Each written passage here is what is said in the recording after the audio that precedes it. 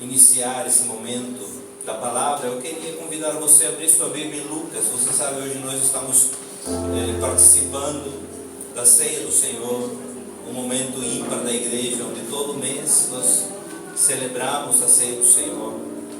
E eu gostaria de ler um texto que é conhecido, eu sei, por vocês, mas eu gostaria de estar nesse momento resgatando algumas coisas importantes.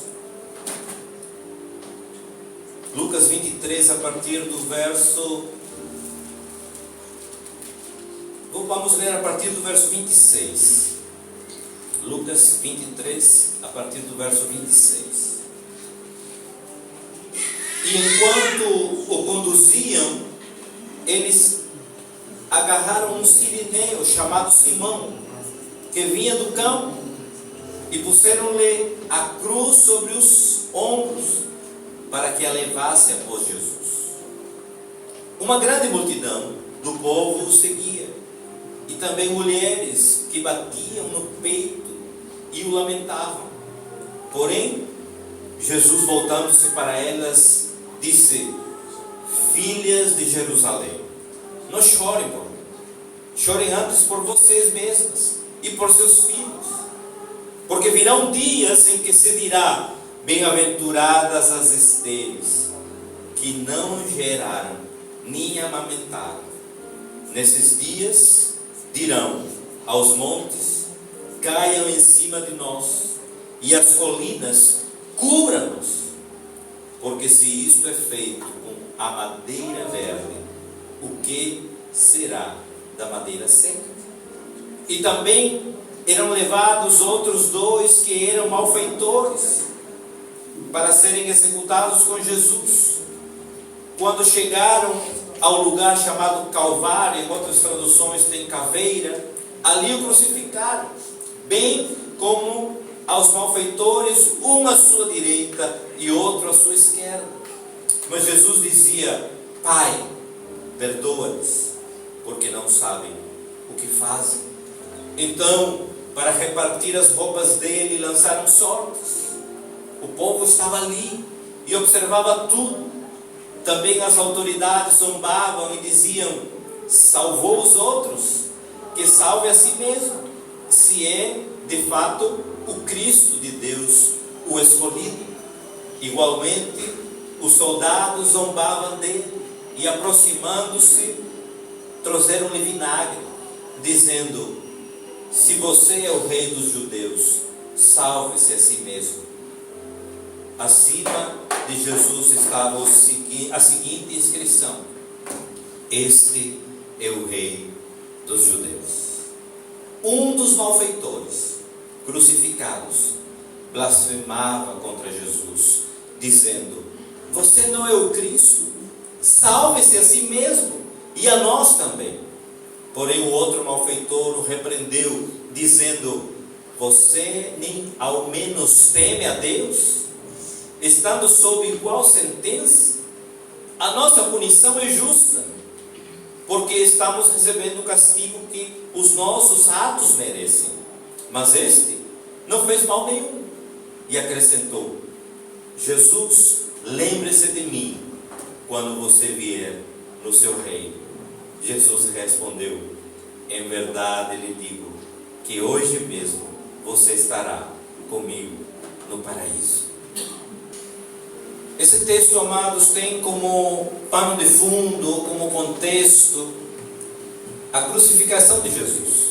Jesus estava ali após um momento de ceia, de ter tido horas antes, estava com seus discípulos, participando da última ceia dele aqui na terra. E após esse momento, vocês lembram que quando ele estava com seus discípulos, então ele fala para Judas: aquilo que você tem que fazer, faça depressa. E então Judas vai, e acontece que ele vai e conta para o sinédrio, para os sacerdotes, para os fariseus onde Jesus estava, e os soldados vão e prendem Jesus. E começa ali então um processo. O processo em que Jesus ele vai ser crucificado. E aqui nós lemos uma parte da palavra onde, enquanto Jesus já tinha passado por Herodes, depois por Pilatos, e ele já tinha sido açoitado, já tinha agora, estava todo dilacerado, mas ele precisava carregar um instrumento que seria para nós a salvação e para ele a morte. Ele estava carregando uma cruz, não uma cruz pequena como essa, mas uma cruz maciça, de madeira, pesada, mas com todas essas feridas, com o corpo dilacerado. Inclusive, estava vendo um dia desses que a parte das costas de Jesus, elas estavam totalmente dilaceradas, que os ossos estavam expostos. Porque se você vê e presta atenção, Jesus não foi açoitado com um látigo apenas, mas ele foi açoitado com um aparelho que tinha 3 ou 4 dentes, era uma garra, e quando agarrava e tiravam ele, saía parte do couro, da pele. Eu não tive tempo de colocar, mas se Márcio puder ver aí na internet, tem uma imagem que dá realmente essa visão de como estava dilacerada as costas de Jesus. Fizeram isso na inteligência artificial, logicamente, mas estava não apenas em carne viva, mas ossos expostos, não apenas das costas, das costelas e tudo. E nós precisamos entender que Jesus estava nessa situação, e nessa situação ele foi obrigado a carregar a cruz pela via dolorosa até o monte que iria ser crucificado. Nós precisamos compreender, amados, que todo esse sofrimento até o Monte Calvário, pessoas, como diz aqui, algumas com tristeza no coração, mas eram poucas, porque a maioria queriam ver esse espetáculo. Era um espetáculo, porque muitos queriam e diziam: crucifica-o, crucifica-o. E Jesus estava caminhando rumo a essa crucificação. Então, nós podemos ver aqui no texto que lemos que há um homem sirineu chamado Simão. Simão, ele foi escolhido da multidão para poder ajudar Jesus a carregar a cruz, porque ele não tinha mais forças. Imagine, ele estava desangrado, ele estava com as costas expostas, ele estava dilacerado, mas ele precisava carregar um instrumento da sua morte, da sua crucificação, que era a cruz.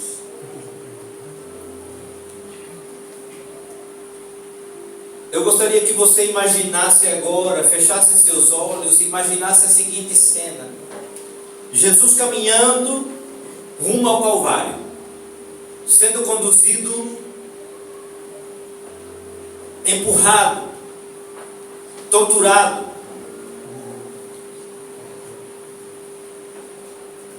sendo cuspido e recebendo palavras de maldição. Ele está caminhando como uma ovelha muda diante dos seus tosqueadores. Ele está caminhando sabendo que vai para a morte. Ele está caminhando sabendo que o que ele espera não é melhor do que ele já tinha passado. Pelas ruas estreitas de Jerusalém, humilhado, ultrajado, cuspido, rumo à morte. Chegando Jesus, então, agora ele chega ao monte Gólgota, Caveira, Calvário, e ele não é tratado como ele deveria, sendo o Rei da Glória, sendo o Rei do Universo. Coloca uma placa: não para dizer que era o rei dos judeus de maneira boa, mas zombando. Aqui está o rei dos judeus. Mas o que eu queria nesta manhã ver com vocês é justamente o retrato atual da humanidade. Centenas de anos se passaram, mas nada disso mudou. Ainda hoje há pessoas que zombam de Deus. Ainda hoje há pessoas que tratam Deus como se não existisse. Ainda hoje há pessoas que tratam Deus como um amuleto da sorte. Ainda hoje há pessoas que colocam Deus numa caixinha. Eu não estou falando, amados, de pessoas não cristãs. Estou falando dentro da igreja dele. Porque os não cristãos, eu entendo, eles foram cegados. Eles não existem. Pode colocar, por favor. Pode colocar. Os universitários aí, por favor. Mas muitas vezes é forte. É porque eu gostaria que você entendesse o que Jesus passou por mim e por você. Nós não damos crédito muitas vezes. A gente vive uma vida leviana. E não é isso que Deus quer para nós. Deus me colocou aqui nesse lugar, é para dizer, igreja, acorda. Acorda, porque o ser discípulo de Cristo é muita responsabilidade. Não é apenas estar aqui domingo a domingo. Não é apenas estar aqui no dia do ensaio, na quarta-feira, é entender a minha responsabilidade como cristão. É saber que é exigido e será muito exigido quando estiver na frente do meu Senhor.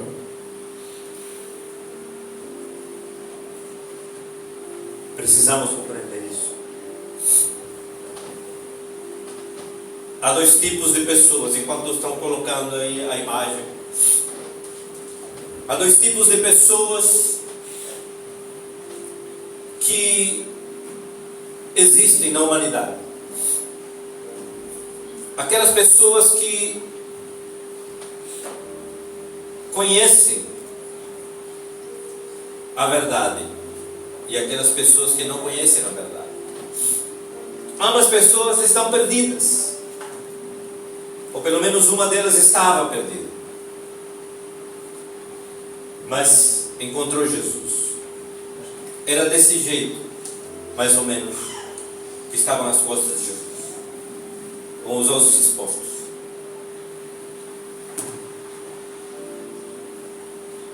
É assim que o nosso Senhor estava, por amor a você, por amor a mim.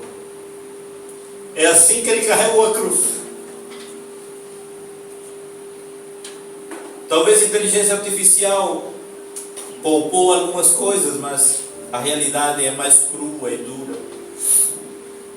E nós precisamos compreender, amados. E não quero aqui, ao você ver essa imagem, que você apenas se emocione. Não. Eu quero que você conheça a realidade de como Jesus sofreu por você e por mim, pela humanidade. Jesus sofreu por aquela pessoa que você tem rancor talvez hoje. Também foi por ela que Ele sofreu.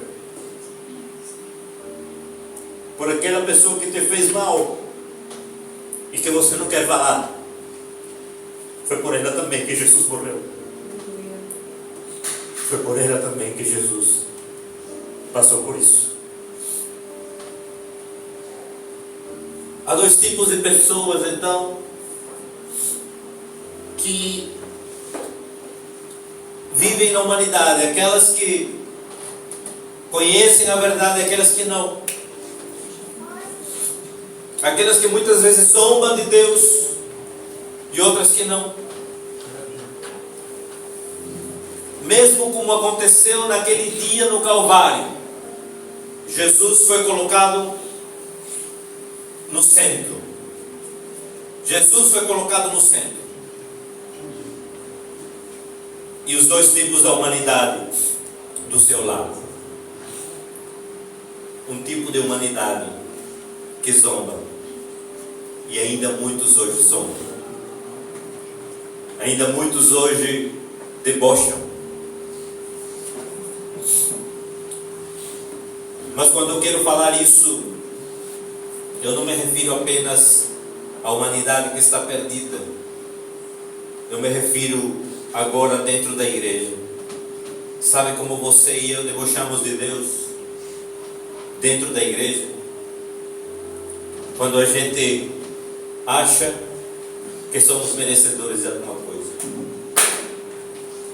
Quando a gente acha que é a nossa performance, que é o nosso jeito, que são as nossas atitudes ou as nossas obras que vão nos salvar. Que é aquilo que eu possa fazer.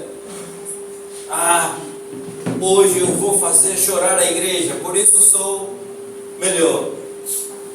Não foi isso. Jesus, ele não quer performance. Jesus, ele não quer obras, apesar de que realmente devemos dar bons frutos. Isso tem a ver com obras, mas não é isso que nos salva. Isso apenas é consequência daquilo que Deus fez por nós. Mas aqui está o Rei dos Reis, o Senhor dos Senhores, o Salvador da humanidade, no centro da humanidade, enquanto de um lado há pessoas que zombam, mas graças a Deus do outro há pessoas que reconhecem que são imerecedores.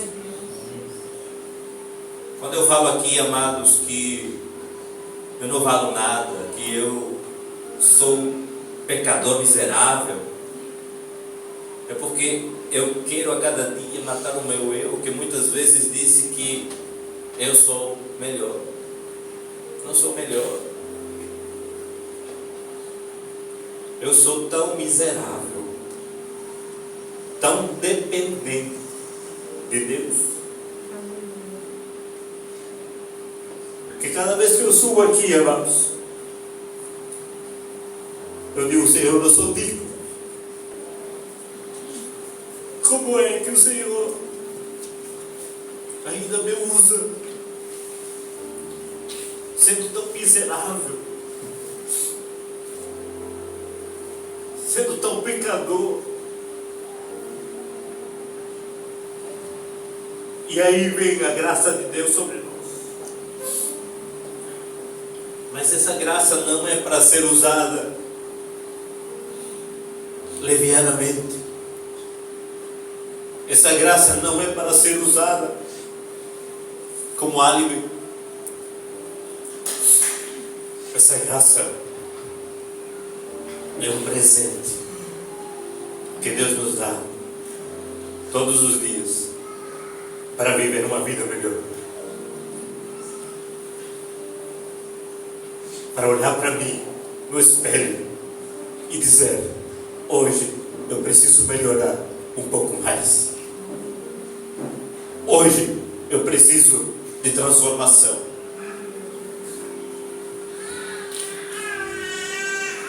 Romanos 3:23 disse que todos pecamos e por isso fomos destituídos. Todos pecamos e por isso fomos. Vamos ler? 2, 3. Porque todos pecaram e destituídos estão da glória de Deus. Mais uma vez, em alto e bom som. 2, 3. Porque todos pecaram e destituídos estão da glória de Deus. Todos. Todos. Todos nós estávamos destituídos. Hoje por um sacrifício de amor, por uma dádiva, pela misericórdia de Deus, você está aqui. Eu não conheço o teu coração, mas Deus conhece. Deus sabe o teu coração. Jesus, ele está no centro porque ao assumir os pecados da humanidade, ele recebeu sobre si a nossa mentira, o nosso adultério. Deus, ele levou sobre si. Tendo dito isso, eu gostaria de afirmar que Jesus Cristo é a única esperança para a salvação da humanidade. Não há outro. Jesus Cristo é a única esperança para a salvação da humanidade. Com isso, eu quero dizer, não se escolhe nem igreja, nem pastor, porque nem igreja, nem pastor vai salvar você, nem a sua família, nem ninguém. Só Jesus Cristo salva. Efésios capítulo 2, versos 8 e 9. Vai dizer assim, Efésios capítulo 2, versos 8 e 9. Eu gostaria que nós pudéssemos ler juntos. 2, 3.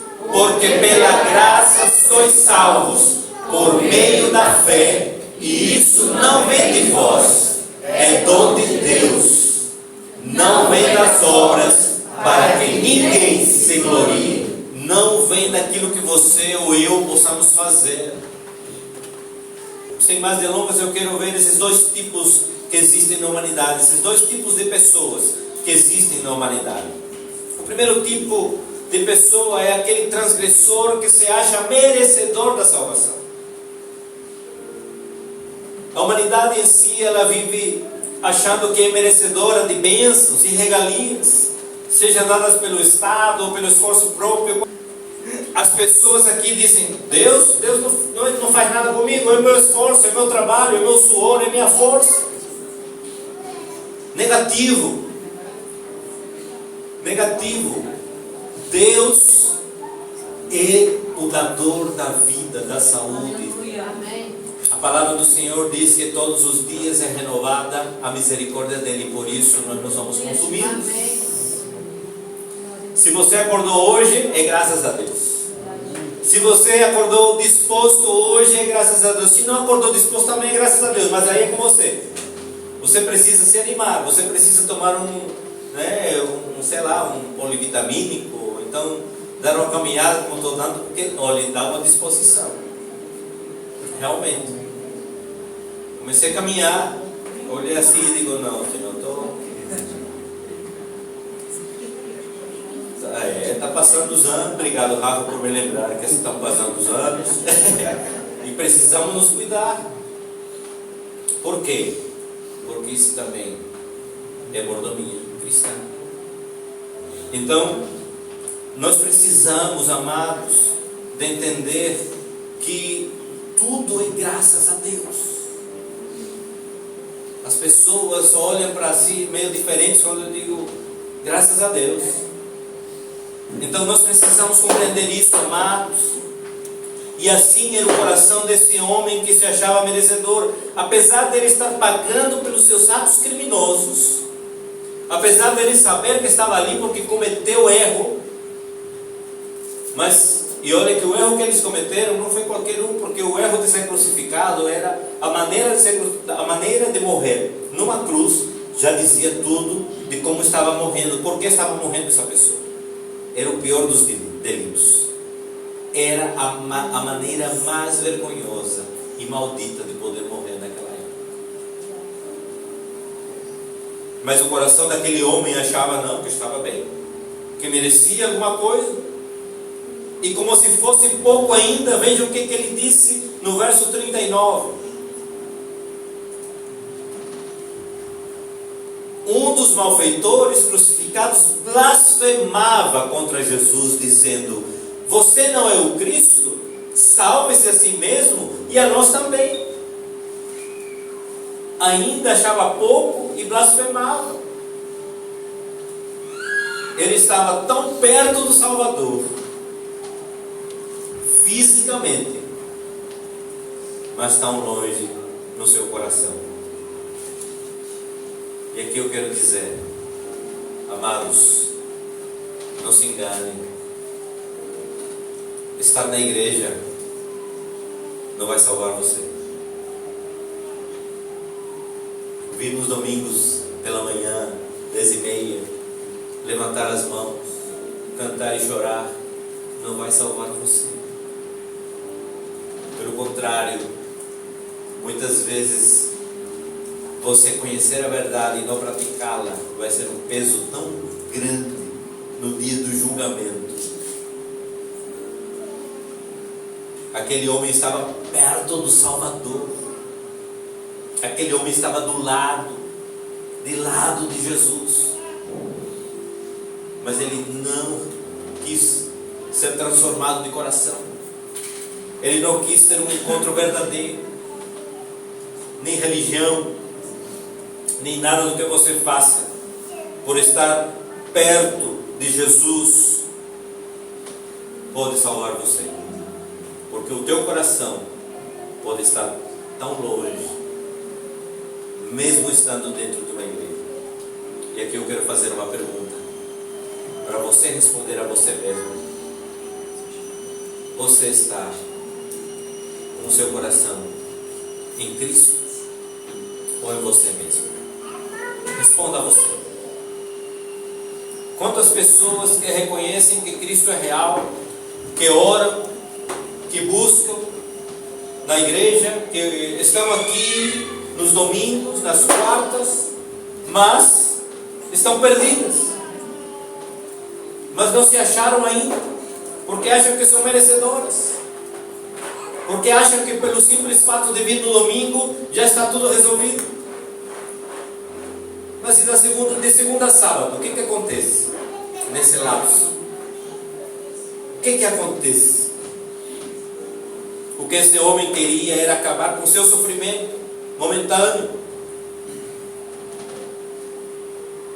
Muitas vezes tem pessoas dentro da igreja e vêm para acabar com o seu sofrimento. Se você está aqui para acabar com o seu sofrimento, deixe-me dizer uma coisa, você me permita dizer isso como pastor, como seu amigo. Esse lugar não é lugar de acabar sofrimento, pelo contrário, talvez seja lugar de começar a sofrer mais.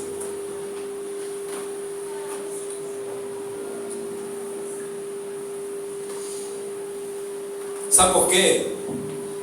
Porque muitas vezes o fato de matar a minha carne vai me fazer sofrer. Mas Senhor, eu queria fazer isso. Mas Senhor, eu queria fazer aquilo. Não é mais o que você quer fazer, Esteban. Não é mais o que você quer fazer, Marta. Não é mais o que você quer fazer, Ricardo. Não é mais o que você quer fazer. Paulo diz assim: Cristo vive em mim, não vivo mais eu. A vida que eu vivia antes, a vivia na carne, mas agora eu vivo pelo Espírito. O que isso quer dizer? Você não manda mais em você, é Cristo que manda. Mas muitas vezes a gente quer só o Salvador, quer só as bênçãos, mas esquece que ser Senhor está em primeiro lugar. Deus, Ele quer ser o seu Senhor. A gente não compreende muito isso porque na nossa cultura, essa cultura não traduz bem o que significa ser Senhor. Senhor quer dizer que você agora é escravo de Cristo. E se é escravo de Cristo, o escravo tem vontade? O escravo faz o que ele quer? O escravo ele decide por si próprio? O escravo faz o que o seu Senhor manda. Mas nós queremos viver segundo nós queremos fazer. Então, afinal, quem é Senhor? É Jesus ou sou eu mesmo? Responda a si mesmo. Quem é o Senhor da sua vida? Essa é a nossa luta. Por isso eu digo, nós vamos sofrer mais, porque vamos lutar para desfazer isso. Nós não somos dignos de coisa alguma. Aliás, se somos merecedores de uma coisa ou de um lugar, é o inferno. Todos já estávamos destinados ao inferno, mas pela graça de Deus nós fomos resgatados. Deus nos pegou. Lembra aquela maquinazinha? É uma analogia besta, mas que você pega aquele gancho que pega o veloz e que você vai levar para si. Assim Deus pegou você e disse assim: olha, esse é meu filho, e agora estou transportando. Estava preso, estava ali aguardando ser resgatado, e eu pego e agora trago para a liberdade. Segundo tipo de pessoa, versos 40 e 41 diz assim: porém o outro malfeitor o repreendeu, dizendo: você nem ao menos teme a Deus? Olha aí, quem está falando aqui não é um fariseu, não é um mestre da lei, não é outra pessoa que conhece do Evangelho, não é um discípulo de Cristo que caminhou com Jesus, mas é alguém que está dizendo, que está sendo, crucificado porque é malfeitor. Mas ele diz assim: você nem ao menos teme a Deus? Veja agora, o coração desse homem foi tocado, o coração desse homem foi atingido. Talvez ele olhou para Jesus enquanto estava sendo açoitado, e ele disse assim: Senhor, perdoa, porque eles não sabem o que fazem. Enquanto estava sendo cuspido, enquanto as sortes das suas vestes eram jogadas, e escutou Jesus dizer: perdoa-lhes, porque eles não sabem o que fazem. Naquele momento, o coração desse homem talvez foi impactado, e disse assim: que homem é esse? Sendo cuspido, açoitado, ainda perdoa, ainda tem misericórdia dos seus algozes?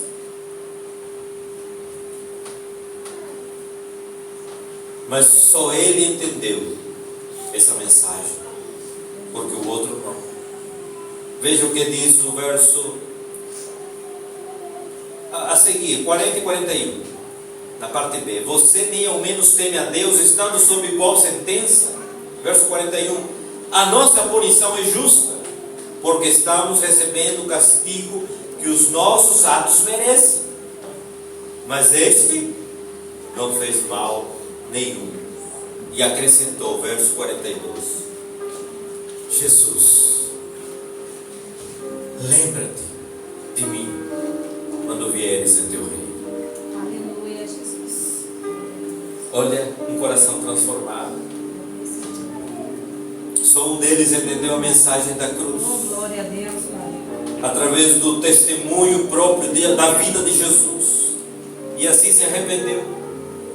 A postura de Jesus diante das circunstâncias mexeu com a estrutura desse homem.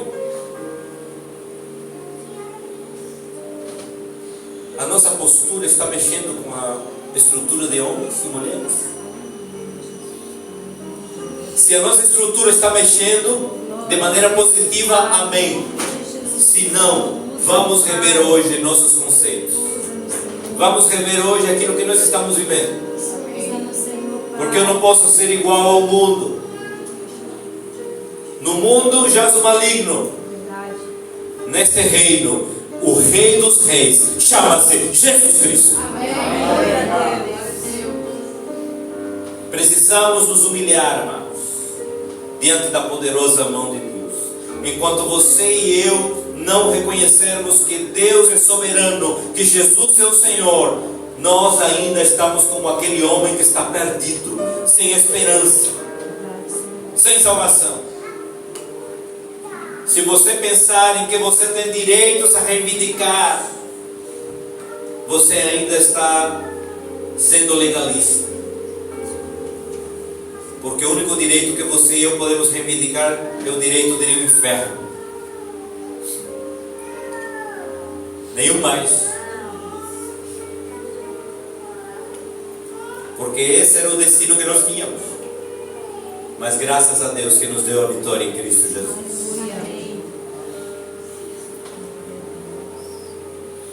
Houve aqui um reconhecimento, um ato de humilhação por parte desse homem.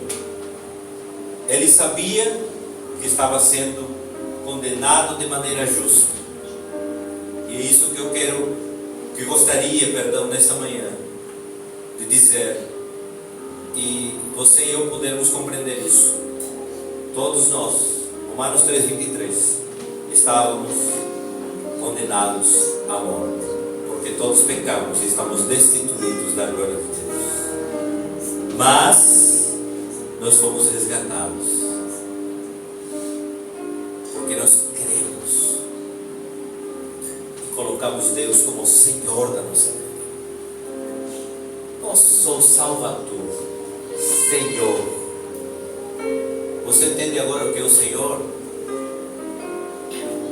Ninguém entendeu? Amém.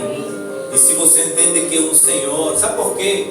Muitas vezes a gente obedece mais ao nosso patrão do que a Jesus. Porque o patrão me paga todo mês. O Senhor, Ele te dá vida, Ele te dá forças, o Senhor te dá condições para você trabalhar, porque sem Ele, você e eu não teríamos nada disso. Respeite o seu patrão, sim, mas o temor tem que ser ao Senhor. Aleluia. Para terminar, Romanos capítulo 12, versos 1 e 2. Romanos 12, versos 1 e 2. Paulo está falando aqui, rogo-vos.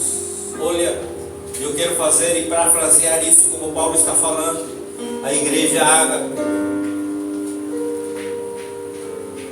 Igreja Ágape, suplico a cada um de vocês, amados irmãos, pela compaixão de Deus, que apresentem os vossos corpos em sacrifício vivo. Vivo, sabe por quê? Porque ainda você está vivo, ainda você não morreu, fisicamente, espiritualmente. Santo, por quê? Porque você foi separado. Glória. Colossenses disse que estávamos no lamaçal do pecado e Ele nos pegou e nos transportou para o reino da sua luz, pelo seu amor. Obrigada, Paizinho. E agradável. Por quê? Porque você e eu fomos levantados, instituídos como igreja para agradar o coração de Deus. Esse é o nosso culto racional. Cada vez que você, na sua casa, ouvir aqui, entender, estou indo para o culto, estou fazendo o culto a Deus, entenda, Deus quer que você entenda de maneira concisa, como posso falar, consciente, muito bem, que você é separado como um sacrifício vivo. Ou seja, você, com a sua vontade, precisa glorificar a Deus. Você precisa agradar a Deus. Esse é o culto que Deus quer que você preste a Ele. Não é vir apenas de corpo presente e fazer o culto como uma reunião religiosa. Não. Deus quer que você seja consciente daquilo que faz. Verso 2. E não sede conformados com esse mundo, mas sede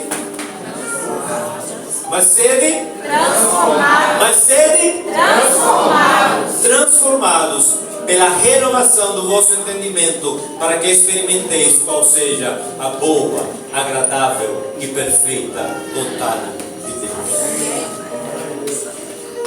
O original grego para a palavra transformação é metamorfo, que é a base para a palavra metamorfose. Você já estudou isso na escola? Tinha até um filme antigo, Metamorfose. Quem lembra? Era as antigas, quem lembra? Muito bem. Mas é uma transformação. Você lembra que a lagarta ela passa por uma transformação para ser borboleta? É nesse entendimento. Antigamente você e eu éramos lagarta. Meu Deus. Hoje você é borboleta. Louvado seja o nome do Senhor Jesus. Hoje você foi transformado Glória a Deus. com uma nova identidade, com um novo propósito, com um novo destino. Antigamente a gente se arrastava feito lagarta. Hoje você e eu voamos na presença de Deus.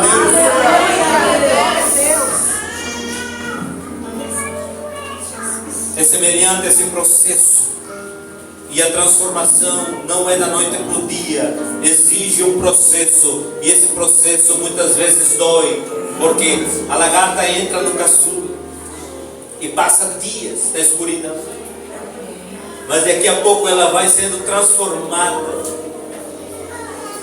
E você olha e diz: como é possível que essa borboleta colorida, tão bonita, era uma lagarta? E as pessoas vão olhar para você e dizer assim: como é possível que Luiz, que era desse jeito, agora está assim? Como é possível que Gustavo, que agia dessa maneira, agora está assim? As pessoas falam: como é possível? Isaac, faz um tempinho atrás estava desse jeito, mas agora está assim. Porque é uma transformação.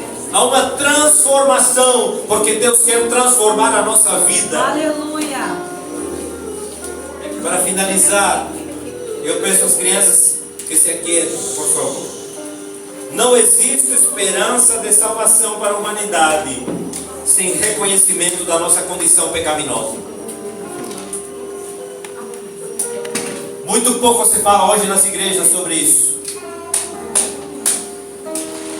Muito pouco se fala sobre o pecado. Se fala hoje sobre o evangelho triunfalista. Você pode, você deve, você tem. Tem um carro melhor, tem uma casa melhor, nada contra isso, é bênção, é. Mas não esse é o motivo de você estar aqui nessa manhã. O motivo de estar aqui nessa manhã é ser transformada numa pessoa melhor, num cristão melhor, numa pessoa de bem, numa pessoa que entenda seu propósito, numa pessoa que diga assim: olha, antigamente eu roubava, agora eu não roubo mais. Antigamente eu mentia, hoje não minto mais. Antigamente eu me prostituía, hoje não me prostituo mais, porque não sou eu mais que vive em mim, é Cristo que vive em mim. Esse é o nosso desafio diário.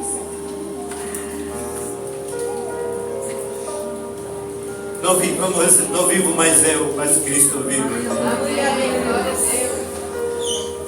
A vida que eu vivia,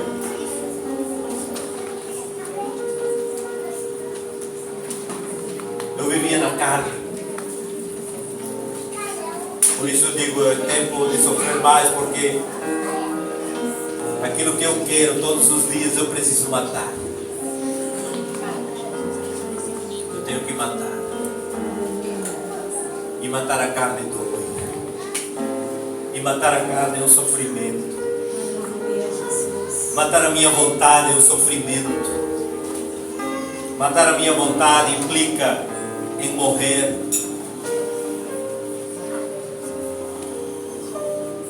Alguém disse: o morto sente? O morto sente? Não. O morto tem vontade? Não. Você morreu para si mesmo. Você não tem vontade mais. Aleluia, Jesus. Você agora vive para Cristo. Amém, Senhor. Isso, Pai, em nome de Jesus. Tendo dito isso, amados, eu quero declarar: Igreja Batista Ágape.